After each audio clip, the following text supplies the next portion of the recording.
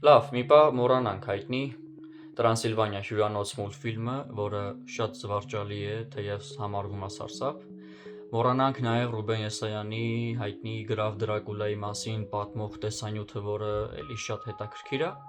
ու կենտրոնանանք Բրեմ Սթոքերի մեկ լրիվ ուրիշ այլ Դրակուլա հերոսի վրա, չնայած պնդումներ կան, որ այս հերոսը նախկին Գրավ Դրակուլայի չմահացած կերպարն է իբր։ Առաջին հերթին ասեմ, որ ես վամպիրների հիմար գոյությանը չեմ հավատում որպես աթեիստ, իսկ առհասարակ ֆանտաստիկային վերաբերվում եմ շատ անլուրջ։ Գրքի գրված ձևը, ոճը լրիվ նմանեցնում եմ Շոդր Լոդելակլոյի հայտնի վտանգավոր կապեր վեպին, պատկերացրեք այնտեղ ամեն ինչ բարիս բուն իմաստով նամակ է։ Այստեղ սյուժեն էլի ձևավորվում է նամակներով, հերոսների մեկը մեկին ուղված սարսափելի կամ հետաքրքիր նամակներով, իրենց անձնական օրագրերով, շատերի համար սարսափելի, միստիկ, ինձ համար զուտ հեշտ արագ ընթեռնելի ու հետաքրքիր չնայած։ Մի փոքր սյուժեի մասին, չնայած սյուժեի մասին շատ չեմ սիրում խոսել, որ ավելի հետաքրքիր լինի կարդալը, այդ միշտ ասում եմ։ Բայց այս գիրքը կարծես տարբերվում է մի փոքր մնացածից, մի թեթև լավ սյուժեի մասին խոսեմ։ Ուրեմն Ջոնաթան անունով իրավաբանը հայտնվում է Տրանսիլվանիա, կարելի ասել Տրանսիլվանիայի պալատում հայտնի Կոմս Դրակուլայի հրավերով, որպեսզի զբաղվի Կոմսի Լոնդոնում այդ անձնական թղթաբանական ինչ-որ իրավունքի հարցերով, հա, ու այդտեղ արդեն սկսվում է լրիվ անսպասելին իրավաբանի համար, այնինչ ինքը այնինչին ականատես է լինում, ինչը որ կգրի իրավգերում կարդալու եք, ինչ որտեղ սարսափելի է, հա։ Բայց ամենահետաքրքիրը սկսվում է այն ժամանակ, երբ որ Ջոնաթանը վերադառնում է Լոնդոն իր կնոջ մոտ, դեպ ասեմ, որ իր կինը, նաև իր կնոջ ընկերուհին Լուիսի Վեսթերնայի ընկերը կամ մի հատ հայտնի բժիշկ, էլի իրենց օրագրերը ունեն այստեղ,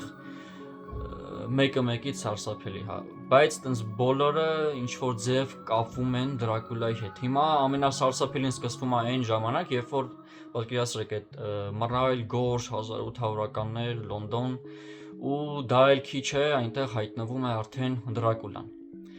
Բնականաբար նրա դեմ պետք է պայքարել ու դա միայն կարող է անել հայտնի բժիշկ Աբրահամ Վան Հելսինգը։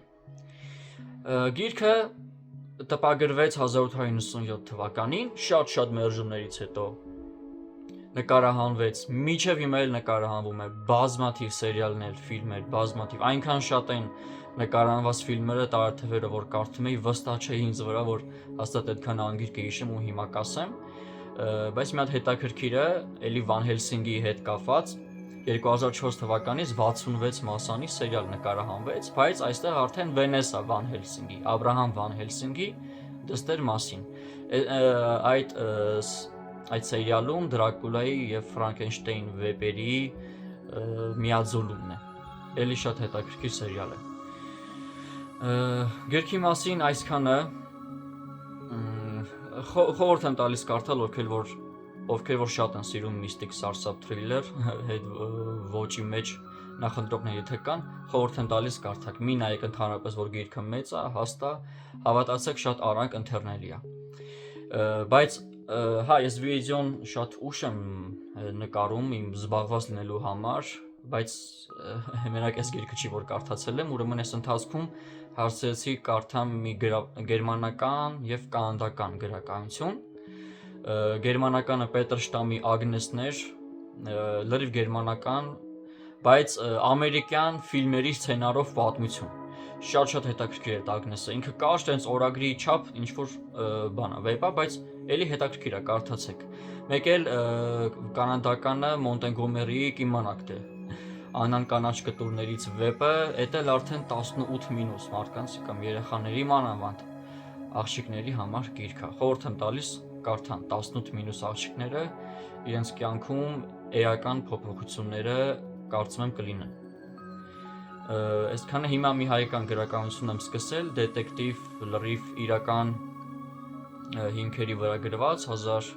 929-ից 32-ականներ, պատկերացրեք, Մկրտիչ Զեյթաղյան, դետեկտիվ հուշեր։ Այդ գիրքն եմ սկսում, այսքանը տեսանյութի հետ կապված, ուսում եմ հավանեցիք, շնորհակալություն, հաջողություն։